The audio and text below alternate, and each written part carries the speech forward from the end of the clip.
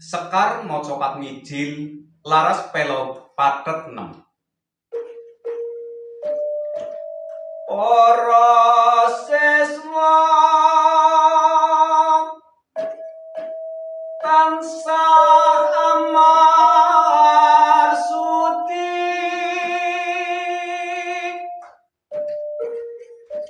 nambah mringkiamanon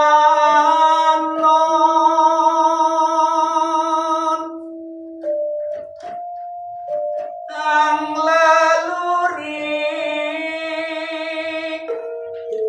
marang budayane